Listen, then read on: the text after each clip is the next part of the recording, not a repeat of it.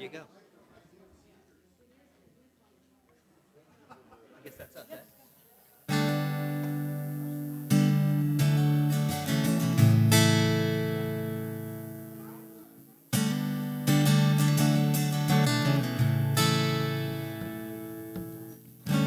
Katie, raise your sails.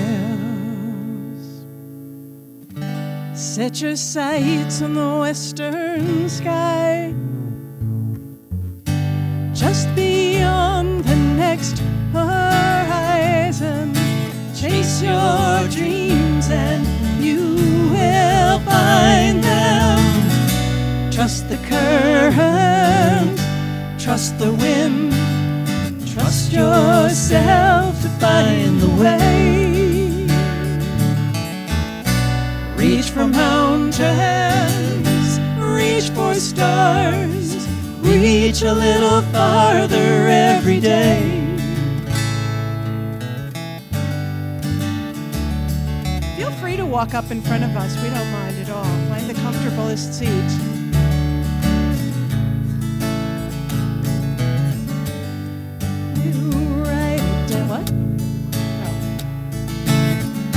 Don't make up your mind. Let the answers find you. With curiosity your guide, you never know what you will find. Trust the current, trust the wind, trust yourself to find a way. Reach for mountains, reach for stars, reach a little farther every day.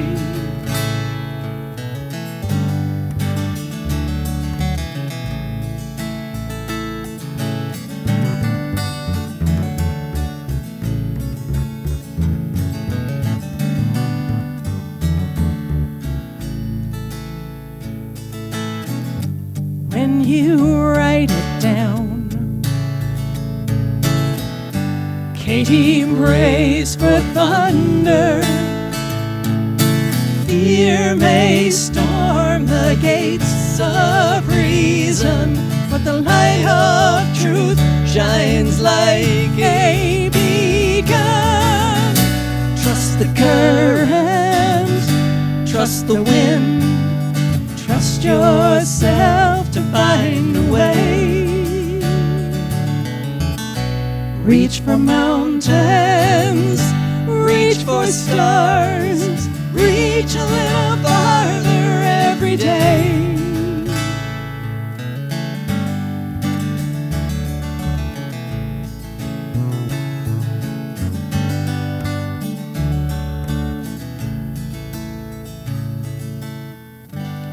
Katie, raise your sails. Set your sights on the western sky.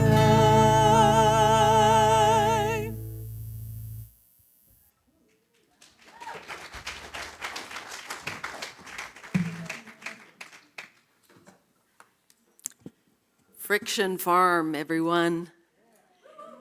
Aiden, Quinn, and Christine stay, and they're going to get a more formal introduction later. But right now, I just want to say how much I appreciate your being here. Thank you.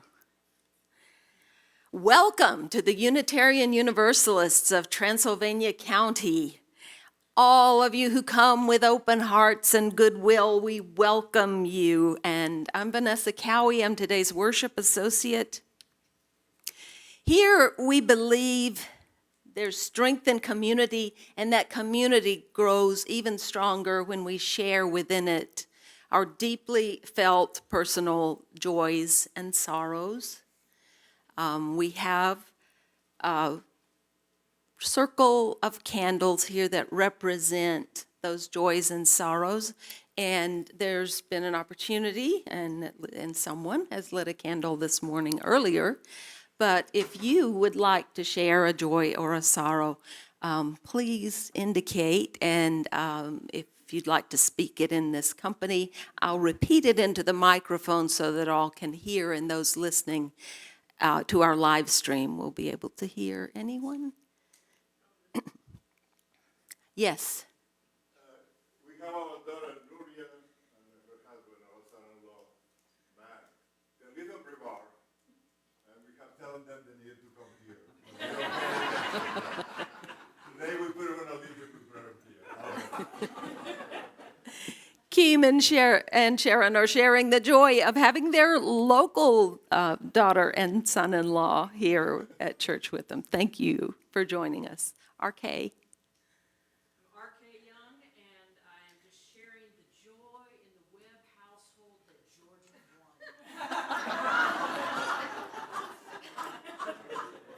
won. RK and K have the joy that Georgia won. Go Dogs.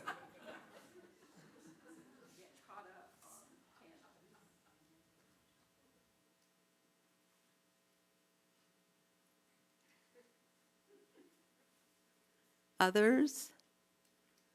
I will share that Linda. My name is Linda Packer Young, and this is my husband Richard, who is 80 today.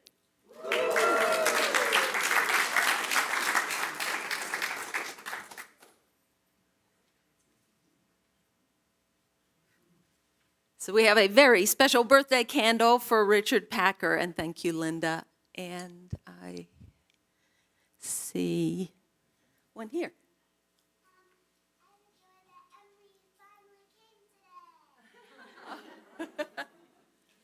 We have a joy here because Emery, the friend, came today. Am I right? Okay. We need a candle for that one.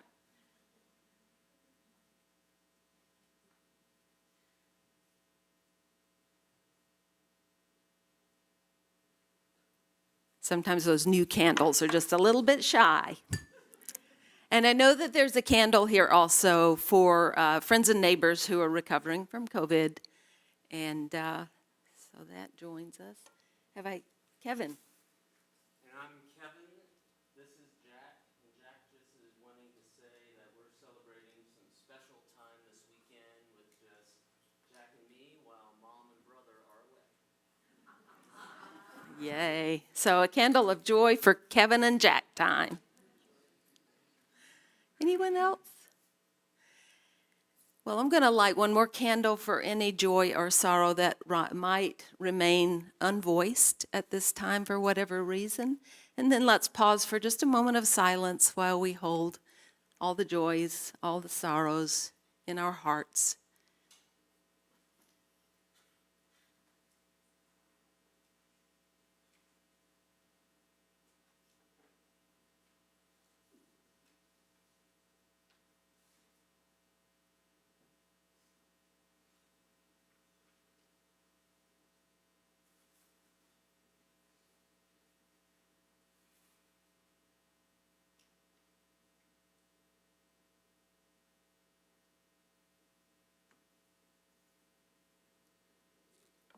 Blessed be. I have a couple of announcements. Remember, day after tomorrow is election day. If you haven't yet voted, please do. And if you have already voted, consider taking a friend or a acquaintance to the polls. You know you'll be honoring the UU principle, the fifth principle, which is supporting the right of conscience and the use of the democratic process within our congregation and in wider society. And our own Reverend Bob Rengillian will be holding post-election prayers on Wednesday, November 9th at noon. I noticed there's a sign up for Power Up, to volunteer for Power Up in the fellowship hall. If you can do that, please do. It's an effort to raise funds for those of our neighbors who are energy fragile over the winter months, who need some help with heating and those kinds of bills.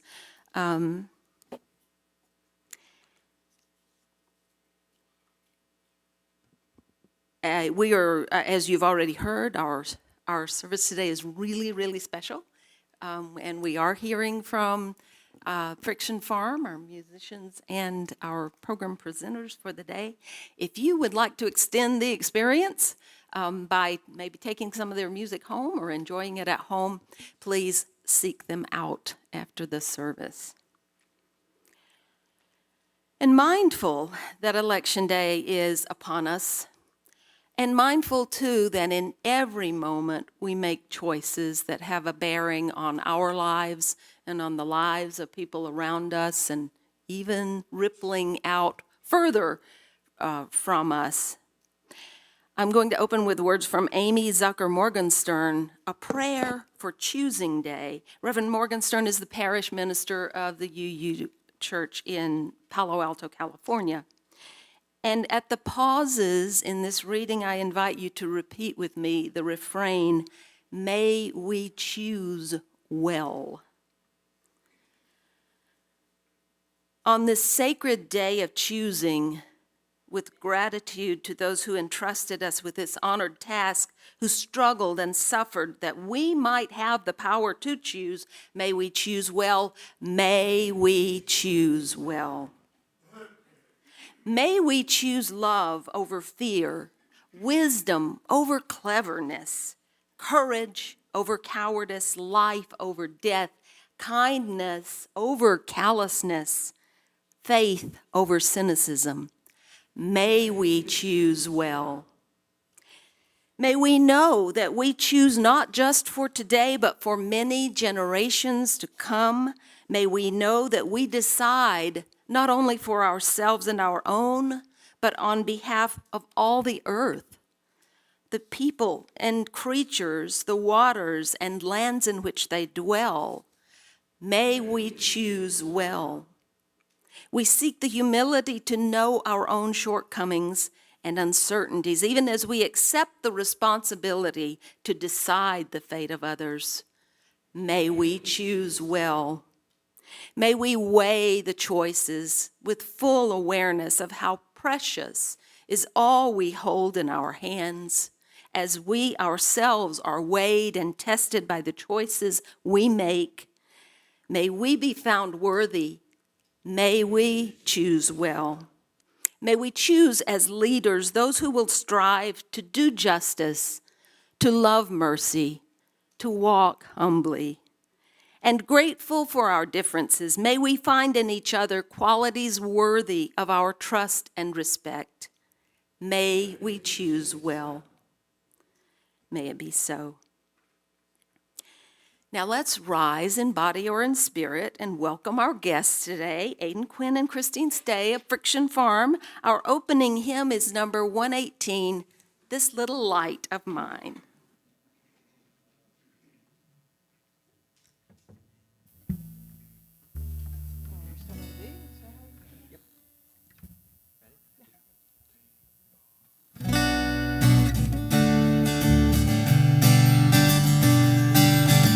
Little light of mine, I'm gonna let it shine. This little light of mine, I'm gonna let it shine. This little light of mine, I'm gonna let it shine, let it shine, let it shine, let it shine. Everywhere I go, I'm gonna let it shine. Everywhere I go, I'm gonna let it shine. Everywhere I go, I'm gonna let it shine, let it shine, let it shine, let it shine. Building up a world, I'm gonna let it shine. Building up a world, I'm gonna let it shine. Building up a world, I'm gonna let it shine, let it shine, let it shine, let it shine. Let it shine, let it shine, let it shine.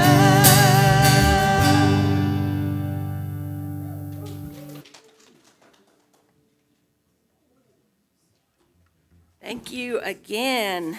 And thanks to Christine for giving us the quotation from Harriet Tubman. I think we have a slide. Who said, and let's read this together.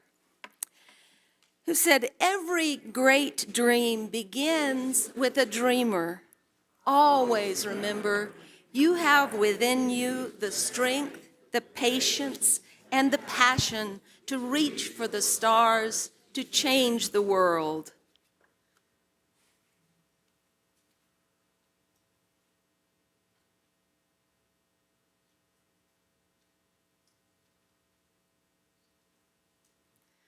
And in this space, we light our chalice, our small, steady star, to remind us of the dreamers that we are. I call Kevin Lausch, director of our religious exploration, to the pulpit.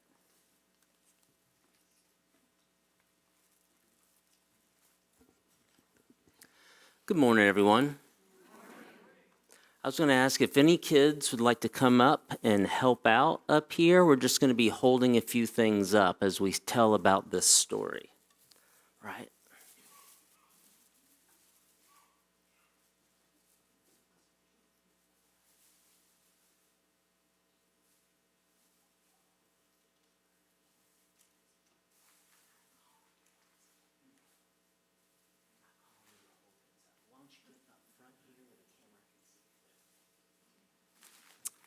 So good morning, everyone. We have these lovely young ladies here who are going to be helping us out this morning. And our theme for the month of November is change. And we're going to be telling a story about change. And at certain times, they'll hold up what we're talking about with change. And the story today comes from a land a long distance from here, but it affects us just like it affected the people there. And they had a chance to change. So I hope as we think about change through this month, we'll think about changes in ways that might be scary, but also could be really good. And this story comes from Madagascar. And in Madagascar, they started a band several years ago in 2006. And the bands were, the ban, which means to stop something or to end something, was to help the country. Now, this country has beautiful national parks. It has famous animals like lemurs that are found nowhere else. Has the area of Zanzibar and pristine beaches, but things were starting to go bad for a simple thing about a plastic bag. Could you hold that up, Emery, for everyone to see? Plastic bags are used everywhere. We use them here, but environmentalists for many years have been telling about the problems.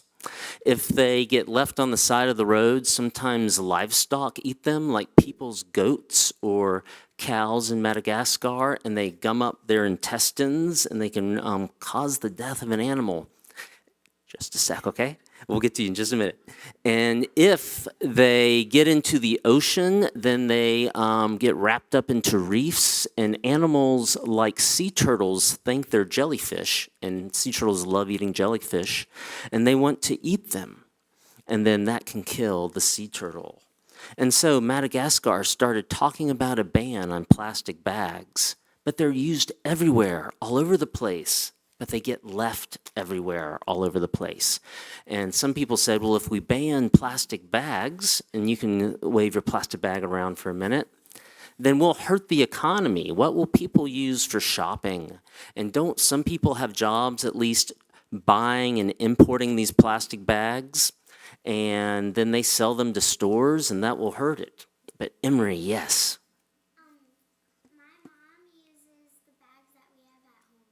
Very good. And that's what a lot of people do. And since you said that, Emery, anyone else do that? Use bags that you keep at home and reuse? Pretty awesome.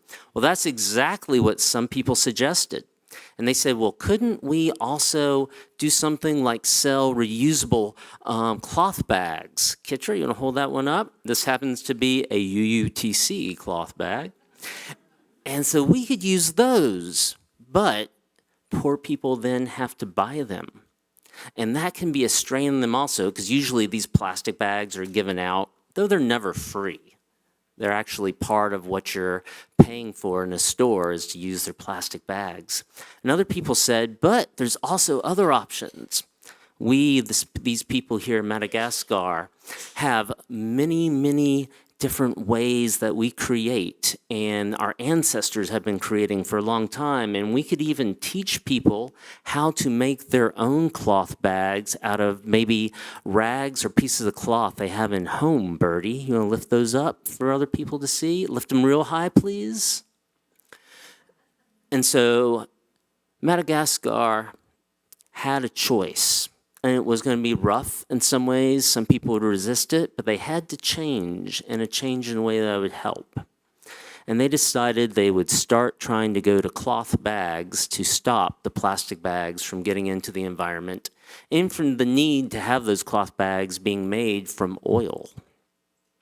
And this month, we are going to think about change and changes we can make. Maybe if we're not using cloth bags just yet at home, we can. Think about getting those and reusing them. Throw them in your car when you're shopping so you don't forget them. But also think about, is there change that needs to happen in me that might be a little scary, but we'll need to do to be ready for the future and for what's ahead of us. So thank you, girls. And would you get the candle, Emery, and we'll light it and sing our kids out.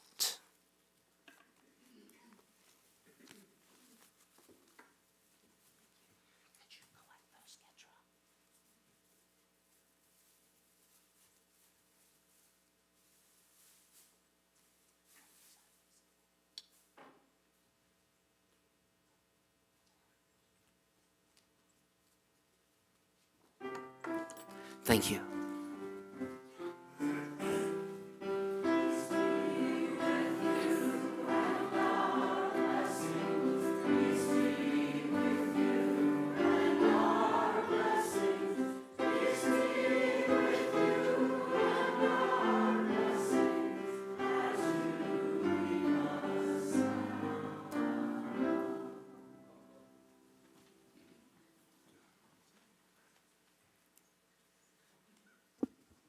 As the ushers prepare to circulate our baskets, our lovely handmade baskets, that have a history that's way older than me in this congregation, remember that these walls, these lights, including the new bright ones that the choir is so happy to have so that we can read the music better, the music, the coffee being prepared for us, the chairs supporting you, all came from financial support from you, or from those who came before you, or those who came around you.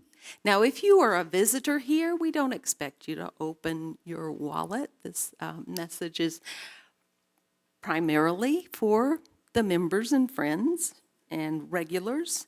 But we do remind you that when you donate either in person today or online with a click of a mouse, you're ensuring that our ministry can continue. It supports our mission, which is to support individual, personal, spiritual journeys and to promote social, economic, and environmental justice. And speaking of supporting economic justice in this area, our partner in charitable giving this month is The Haven, which UUTC had a part in starting, as well as ongoing funding for it. So you'll see envelopes in the baskets that are particularly for The Haven. Thank you.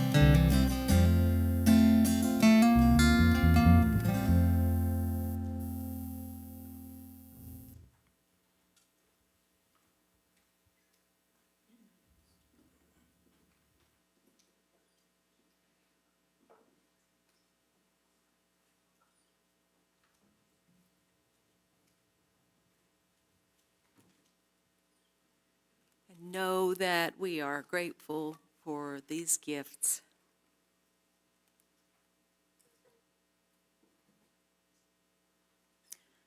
And now I'd like to call Howie Friedman forward to formally introduce our guests today. Thanks. Or informal. Hi, good morning. So, in South Florida where we lived, we were members of the various folk clubs down there. And we had a folk festival, and I got drafted to be part of it. And in doing so, I met a lot of different folk artists. Oh, sorry. Sorry. I talk a lot, but not up here. So anyway, I was told by a lot of people, mutual friends of theirs and mine, that I should know these people. I had never met them. And so one time we were down at the folk festival, and I saw them playing and enjoying it, of course, and walked up to them and said, introduced myself and Alex, and said, you know, we heard we should know you. And they said, oh, that's funny, we heard we should know you. So anyway, we got to be friendly. And then we went to SUSE. And SUSE, if you don't know it, is the Southeastern Unitarian Universalist Summer Institute for Wayward UU adults and children. And it's a very nice place. You should try it. It's over here at Western Carolina University in the summer, in July usually. Anyway, well, it turns out Aiden and Christine, they are kind of like the John Austin and Doug and Catherine in SUSE, because they're everywhere. They're running to do morning services. They're doing showcase. They're playing. If they're not playing, they're playing with others who are playing. If they're not doing that, they're doing the sound. They're doing, you know, they're all the way into the evening. I don't know where they get the energy. They go late at night even, and concert hour and all that stuff. So that's part of the introduction. The next part is how they happen to be here, which is, you know, Alex and I have been members for since about 2016. We come here a lot, every Sunday if possible, except when we're in Florida. And it's just such a nice feeling. Walk through the door and you get this nice, this wonderful feeling, this friendship, this loving welcome and stuff like that. And it reminds me of that TV show Cheers. Remember when everybody knows your name? And this guy Norm would walk in the door and people go, Norm, you know? Well, I feel that way. I come in, people, Howie, you know? And you get hugs too. It's really nice. And I think I'll get a button, IUU for hugs or something. But anyway, I was thinking about it, and I said, you know, gee, it's so great. I really like to give something back to the congregation, a present. And I thought about it for about 2 seconds. I thought, of course, Friction Farm, you know who else? You know, what else? So I talked to Alex, and she said, yeah, sure, why not? Absolutely. So I went over to Reverend Bob, and I asked him about it, and he said, fine, you know, but you have to see Vanessa, the head of the worship committee and so on. And, you know, I know Vanessa. She was I remember she was at the last SUSE before COVID. It was her first one. So I thought, well, maybe she'll remember them, you know. So I had a little bit of trepidation, you know, committees, you know. So I walked up, you know, hoping that everything would be all right. And I saw Vanessa. She was standing in the back here by the kitchen. I said, hey, Vanessa, you know, I was thinking about doing a present here, you know, what do you call it, you know. And so she said, well, yeah, we can do that. We do have slots of time, but, you know, we don't always have the money. And I said, no, we'll take care of it. But, you know, oh, well, okay then, you know. So far, so good. And so I said, do you remember when you were at SUSE? And I used to check with her, are you okay here? First time she was there, and of course by that time she was already running the place. But anyway, she said, and I said, do you happen to remember a group called Friction Farm? And she went, Friction Farm, oh yeah, right, oh I love them, they were great. And I saw them, they did a service in Hendersonville. Oh yeah, I love everything. I said, slot machine, pair, ka-ching, right? So anyway, wow. So then I went back, immediately called Aiden, and said, Aiden, you know, hey, it's Howie. I'd like to give you as a gift to my UU. So Aiden was a little taken back. He said, nobody's ever given us as a gift before. And then he said, you know, we don't do gift wrapping. Honest, this is true. And so I said, no, that's okay, that's optional. So the next was just logistics, and it all worked out. One time I cornered Vanessa at her car, and so let's do this, and we made it happen, called them, they were good, Aiden, so it all came together.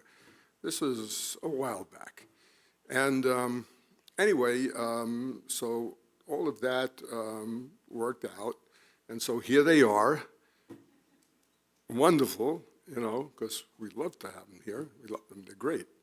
And so I'll present my friends, Aiden and Christine, otherwise AKA Friction Farm, totally unwrapped, and for your pleasure and our gift to you, Alex and mine. Thank you.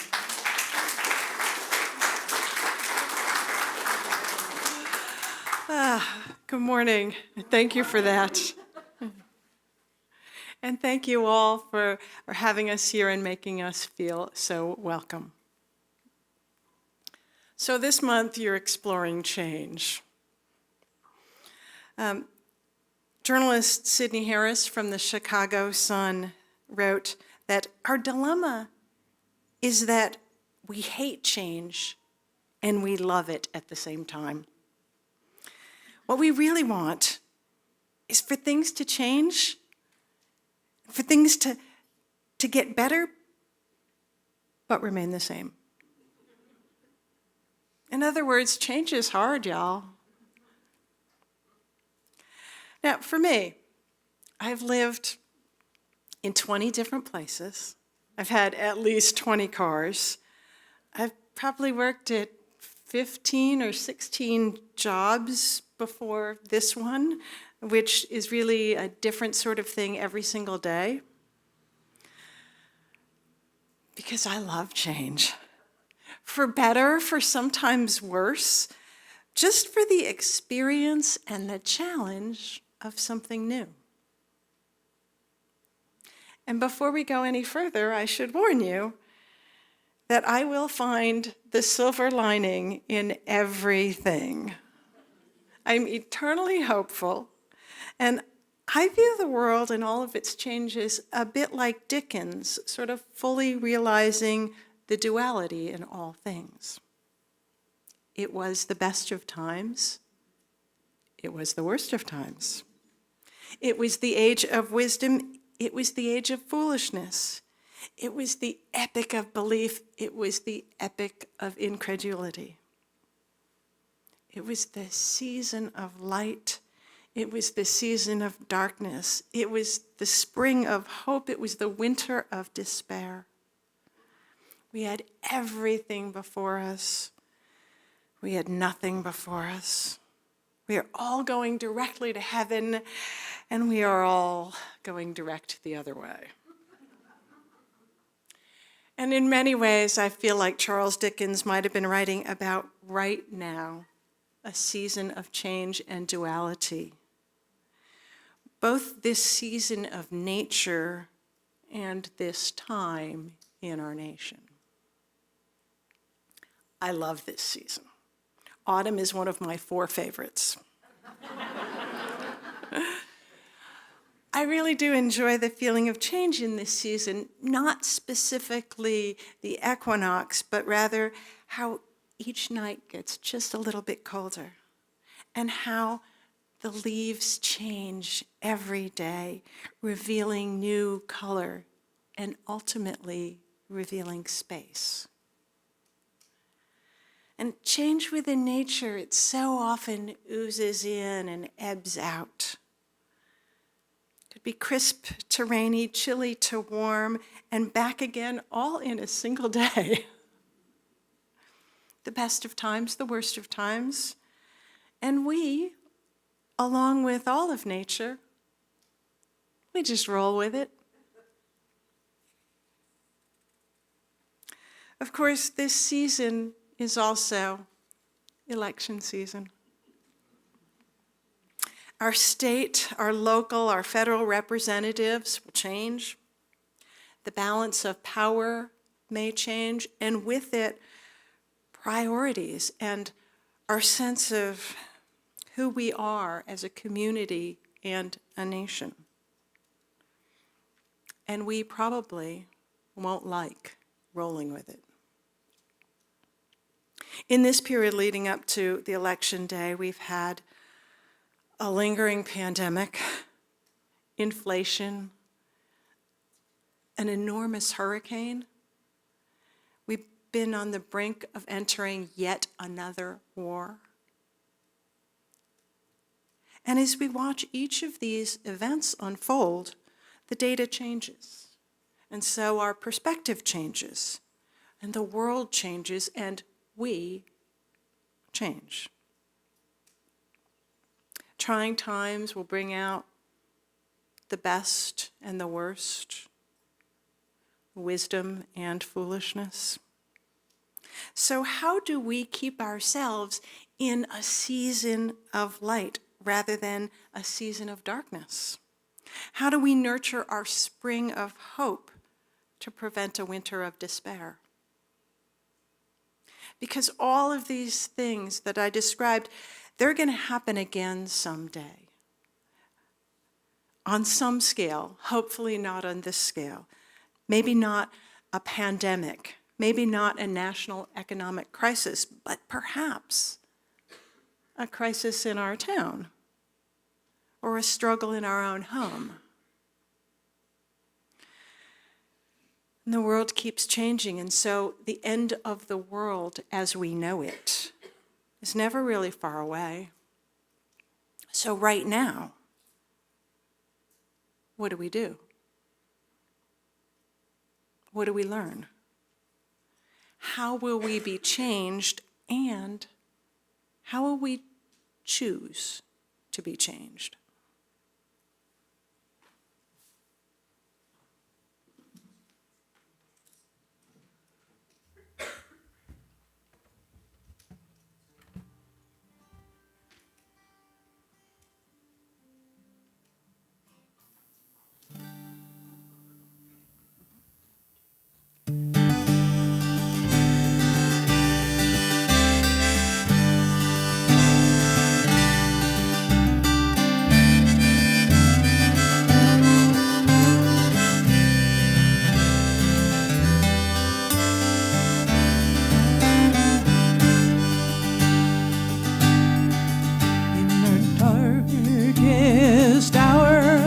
Will you hang your head? Choose solemn tones, cower and beg for forgiveness.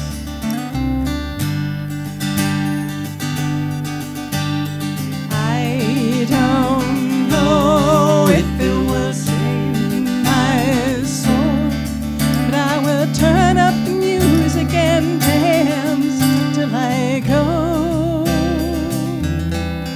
the last distance. Heaven has got enough excuse makers, they could use a couple more hip shakers these days. These days.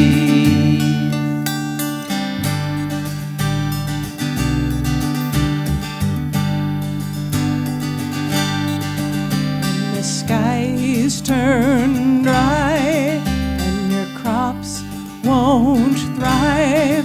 Will you lock up your storerooms, sell all your grain for a price to your friends?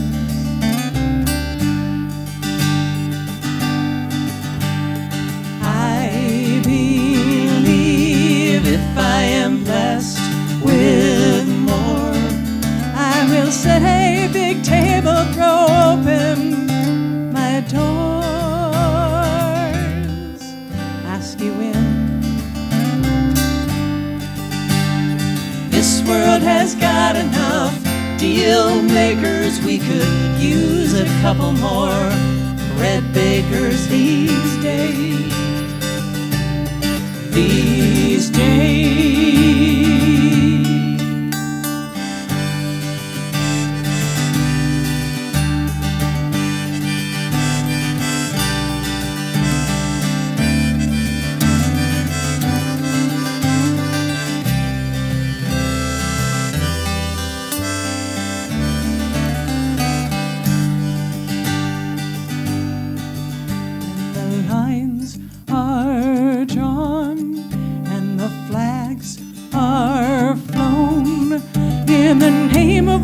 right, we will do so much wrong in broad daylight.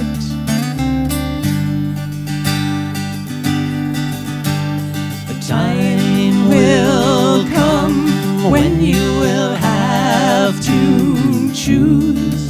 Do you care about something, or just if you win or you lose the next fight? This world has got enough instigators. We could use a couple more peacemakers these days. These days, this world has got enough muckrakers stirring up hatred in troublemakers, selfish backbreakers and users and takers. We could use a couple more peacemakers these days. These days,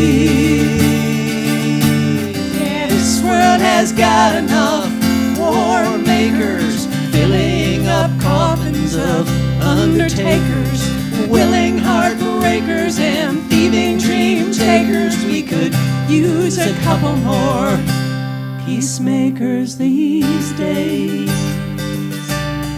These days, these days.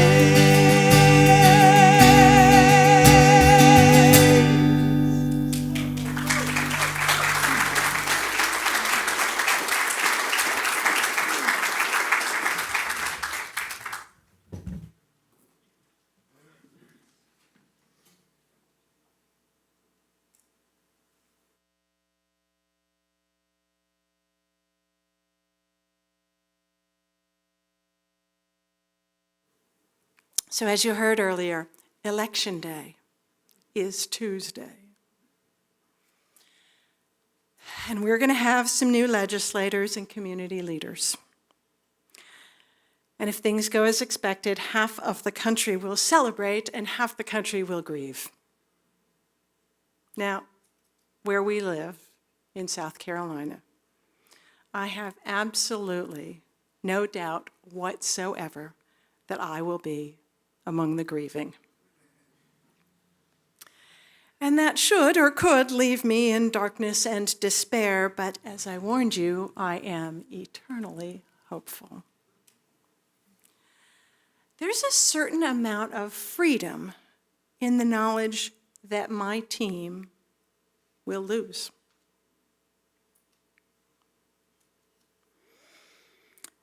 There's a comfort in being divested from my local election, because politics is just flat out off the table as a source of change. Any social or habitual change that I want to happen, it has to come by other means. And yet I belong to a local political group. We focus as much on supporting local candidates as we do on supporting local issues. I think I said that backwards, really. We focus on local social support as much as we do on political change. So, of course, we support candidates, but we also focus a lot on voter registration, trusting that if everyone votes, the arc of the moral universe will bend towards the right version of justice. And this group, we organized a litter cleanup because we absolutely know we cannot impact legislation on climate change. We couldn't, like Madagascar, even legislate against plastic bags. But we can pick up garbage. We can do it, and it matters, and it makes a difference, so we do it. This great group of volunteers, we also support a local nonprofit. They operate a food bank, English as a second language training, job training, benefit counseling. And the reason we, a political group, supports this organization, who is completely non-political, is that we don't expect any legislative bills to support these needed services. But we can still support them. We just find another way. And all of that, I see your heads nodding, all of that, it's really amazing work, isn't it? Yet, every month, we get together and we lament our inability to enact political change. Every month we fail. We fail to change. But really what we fail to change is ourselves and our perspective. It's the best of times, it's the worst of times. We have everything before us, we have nothing before us. In the words of the great philosopher John Bon Jovi, miracles happen every day. Change your perception of what a miracle is, and you'll start to see them all around you. So I'm expecting a miracle here this morning, and I've changed my perspective on what that's going to be, so I know I'm going to see it and hear it. This is a song called We Can. There's a section in it in which you sing We Can. It will be very obvious, and I trust you all to sing We Can.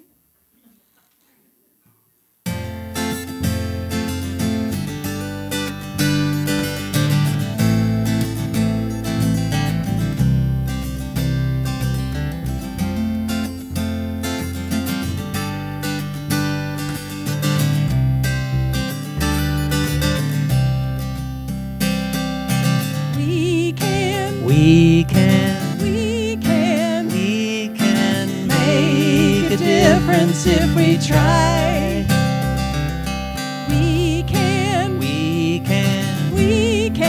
We can change the world, you and I. Miracles. There's a teacher at my daughter's school, and somehow she makes it seem cool to like complex calculations and poetry. It's a shame how little she gets paid, but I let her know she makes the grade when I vote to increase her salary. It's not much, but it's something I can do. Just a little thing, but if you do it too, we can make a difference if we try. We can change the world, you and I.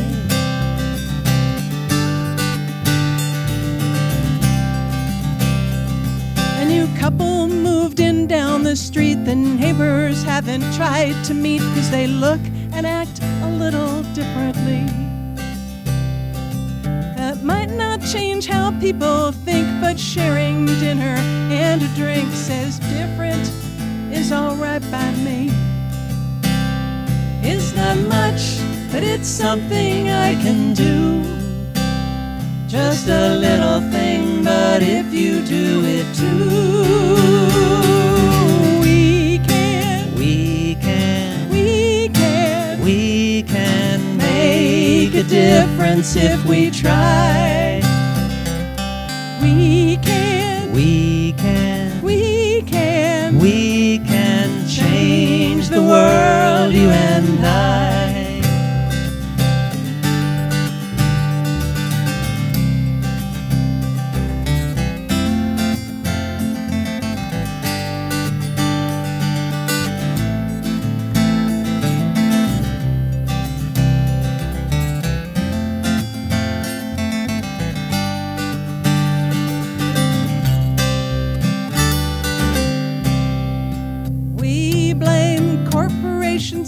government for how money is made and money is spent. Well, the truth is, both of them are us. So I will act the way I think, help people swim instead of sink, share the joy of being generous. It's not much, but it's something I can do. Just a little thing, but if you do it too, we can make a difference if we try. We can change the world, you and I. We will change the world, you and I.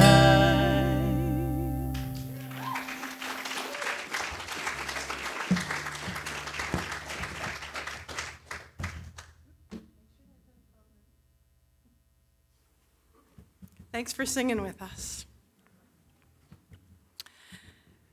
Part of the challenge of initiating change is just maintaining the belief that it makes a difference. We're so small. Sorry, my glasses are steaming up. We're so small. Does our action matter? Do our efforts actually change anything? Even when we lose? Even when we fail? How many of y'all have asked yourselves those questions? Well, I did, and I do, and I didn't have an answer. So I looked really hard all around me for proof that a small change could actually be effective. And I found it in the most unlikely place. Right here. Right there, I'm just pointing to my gut for people who can't see that. Yeah. So a few years ago, Aiden and I noticed that we had gotten a bit soft in the middle. I shouldn't speak for him. I'll say that I noticed I had gotten a bit soft in the middle. And it was time to make a change. And everything I was reading said that what it was going to take was 30 minutes of exercise 3 times a week. 90 minutes a week. And as I said, I'm hopeful, but I'm not stupid. I really knew. I know who I am, and I wasn't going to go from 0 to 90 in a week or a month or probably even a year. It's just not who I am. So we spoke with a friend who runs a YMCA fitness program. And he looked at us and he said, well, do you have 50 seconds a day? And I thought it was a joke. And he said, no, if you can't commit to less than a minute a day, I can't help you. But if you can give me 50 seconds, you're not hopeless. So he gave us a couple exercises to do, and one of them was a plank. Right? So 6 days a week, we did a 50-second plank, down on the floor, supporting our body weight on our toes and our forearms, just 50 seconds, that's it. And I'll admit that the first 50 seconds was kind of hard. But by the end of the week, it wasn't difficult anymore. We had actually become fractionally, but noticeably stronger in less than a minute a day for 6 days. So we upped it a little bit to a minute. Some days even more.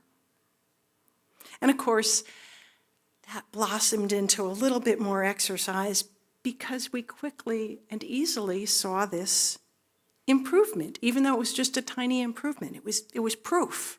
It was proof. And if I'm being completely honest with you, I will tell you that I do not exercise 90 minutes a week to this day. I just never got there. And after that first bump of improvement, the changes got harder and harder to see. And we hit that dreaded plateau. But I never fell back into my completely couch potato ways. And whenever I see myself slipping there, I remind myself that all it took was 50 seconds. Proof that a little change has a noticeable effect over time. So I can be eternally hopeful that someday I will see that next level of change. Now, if it's true for my core muscles, it must be true for my core values, right? How do we exercise that muscle? How do we live our values a little bit better, a little bit stronger? And would it matter? Would it change anything in the world? Is there any evidence that it will be a far, far better thing that I do than I've ever done before? Again, I didn't have an answer, so I started looking for proof. And again, I found it. I found it at the grocery store. So I firmly believe that one way to affect change is to demonstrate respect for others. It's one of our principles. And the simplest way for me to do that is by making friendly eye contact. But does it matter? Does it change anything? So I'm at the grocery store and I make friendly eye contact with the cashier. And he says to me, "Congratulations. You are the first person to make eye contact on my shift today." And I assumed he had just started for the day. We had a little conversation and he said, no, he had been at work for hours and not one person had looked him in the eye. And it was shocking, just shocking to me. And he said he had been noticing this for a while. And so he thought about how it made him feel. And he used the word dehumanizing. And so he began to take notice of it every single day. And then when someone did make eye contact with him, he said thank you. He found a way to acknowledge it and honor that and let them know that it made a difference. My eye contact made him feel better. His telling me that he noticed it, that it mattered, and it made him feel better, well, that made me feel better. And I know it's not a big thing, but two people standing together, feeling better, that changes the world.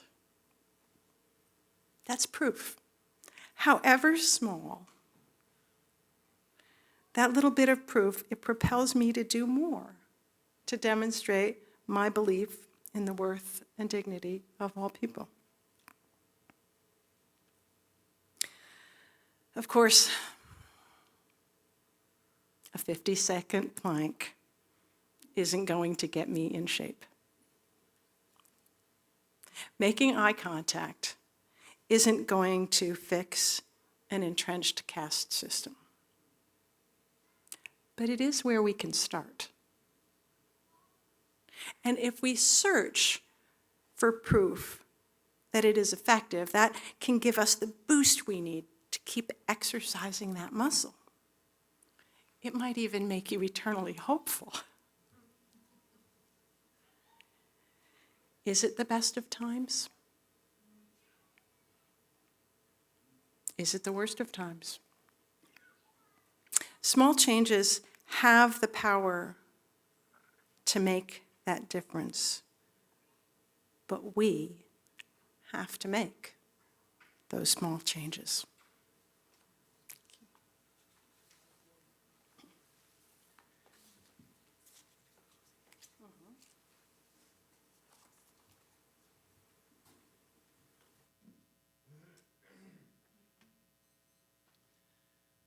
So we're going to make a small change in doing a closing hymn, that instead of a hymn from the hymnal, we're just going to do another one of our songs. But it has a part that you can sing along with. We'll have some lyrics, but I really haven't done them properly up there with the timing, and I'm going to try and cue you as to when they are, but.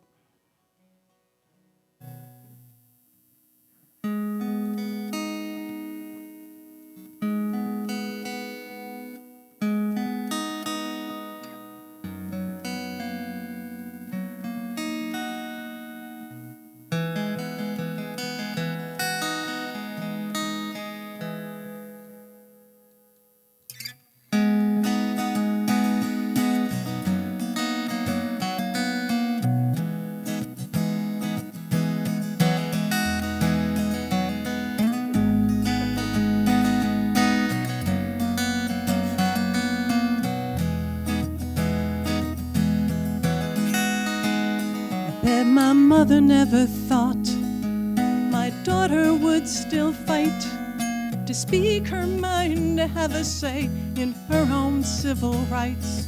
But when men declare her voice categorically dismissed, there will always be women who persist. There will always be women who persist. There will always be women who persist.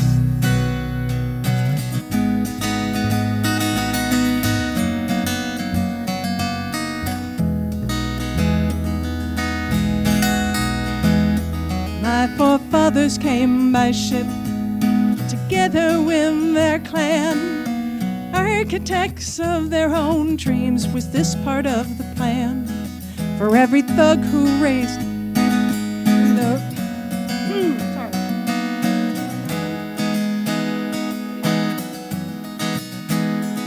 For every thug who guards the gate with a raised, clenched fist, there will always be men who coexist.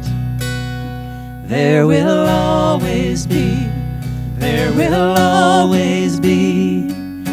men who coexist. There will always be men who coexist.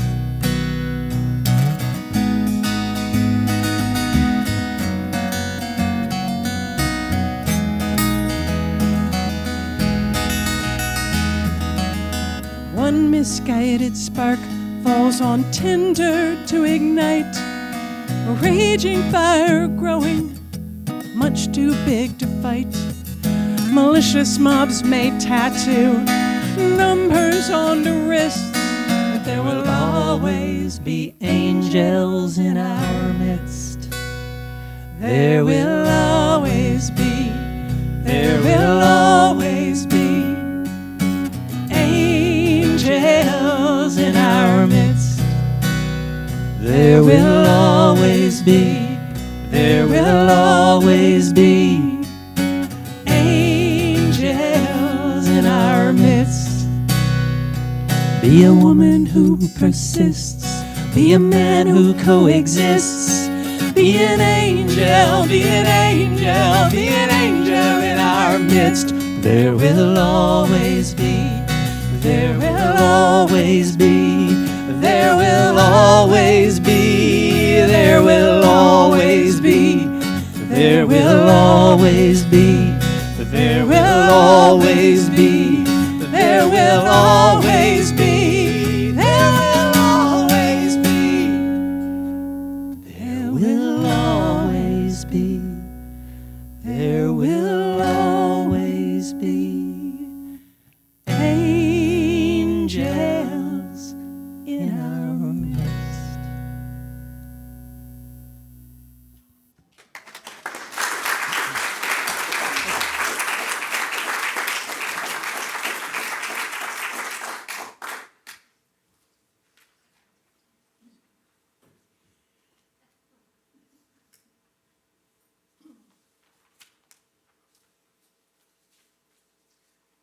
Closing words now? Oh, look, it's right here. I should know. Okay. Closing words. For closing words, I chose this from Socrates. The secret of change is to focus all of your energy not on fighting the old, but on building the new. Maybe so.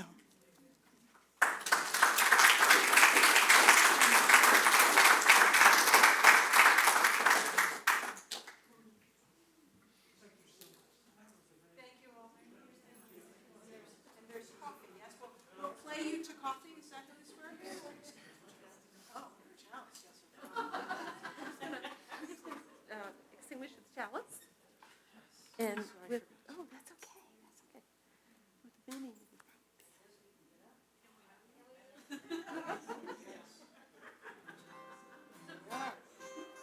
Forgot about that part.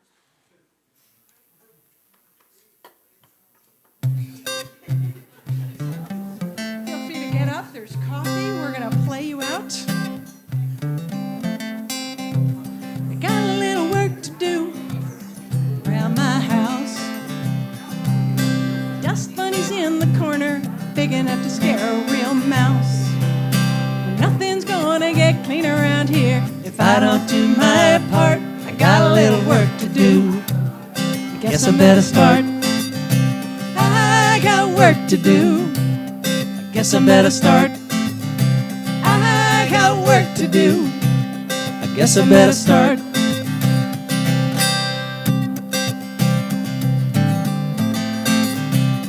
Got a little work to do around my yard. Weeds growing everywhere make tomatoes work too hard. Nothing's good will ever grow around here if I don't do my part. I got a little work to do. I guess I better start. I got work to do. I guess I better start. I got work to do. I guess I better start.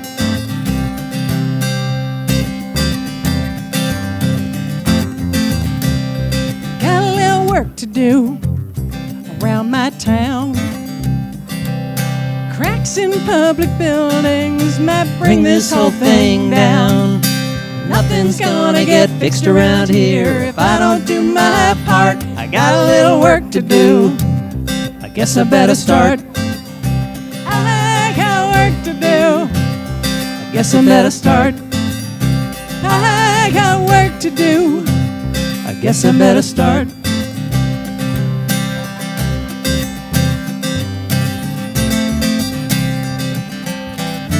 Never thought I'd matter much with just two small hands and a personal touch. Looked around for goodness sake. One more little push might be all it takes. We got a little work to do around this place. You and me together might be all it takes. We can set things right round here if we do our part. We got a little work to do. I guess we better start. We've got work to do. I guess we better start. We've got work to do. I guess we better start. I got work to do. I guess I better start. And you've got work to do. I guess you better start. We've got work to do. We've got work to do. We've got work